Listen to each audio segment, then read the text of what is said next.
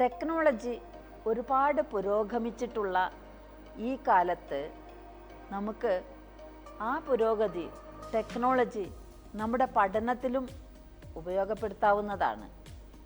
So എങ്ങനെയാണ് ഈ technology നമ്മുടെ പഠനത്തിൽ ഉപയോഗപ്പെടുത്താം എന്ന് നമുക്ക് നോക്കാം. നമുക്ക് സംശയമുള്ള അഥവാ നമുക്ക് ക്ലാരിറ്റി ആവശ്യമായുള്ള ടോപ്പിക്കുകൾ, സബ്ജക്റ്റുകൾ നമുക്ക് ഓൺലൈനിലൂടെ കണ്ടെത്തി നമുക്ക് ആ ഒരു ഏരിയ ഉപയോഗപ്പെടുത്തിക്കൊണ്ട് നമുക്ക് നന്നായി പഠിച്ച് മുന്നോട്ട് പോകാവുന്നതാണ്. രണ്ടാമതായി, ഡിജിറ്റൽ നോട്ട് ടേക്കിംഗ് ആപ്പുകൾ ഉപയോഗപ്പെടുത്തിക്കൊണ്ട് നമുക്ക് നോട്ടുകൾ പ്രിപ്പയർ ചെയ്യാനും അങ്ങനെ നമ്മുടെ സ്റ്റഡീസിൽ നമുക്ക് മുന്നോട്ട് പോകാവുന്നതാണ്. മൂന്നാമതായിട്ട്, ഗൂഗിൾ മീറ്റ്, സൂം പോലുള്ള ടൂളുകൾ ഉപയോഗപ്പെടുത്തിക്കൊണ്ട് നമുക്ക് ഏത് വേണമെങ്കിലും നമുക്ക് ആരുമായിട്ടും ഒരു വെർച്വൽ മീറ്റിംഗ് ഓർഗനൈസ് ചെയ്ത് വെർച്വൽ ഡിസ്കഷൻസ് ഓർഗനൈസ് ചെയ്തുകൊണ്ട്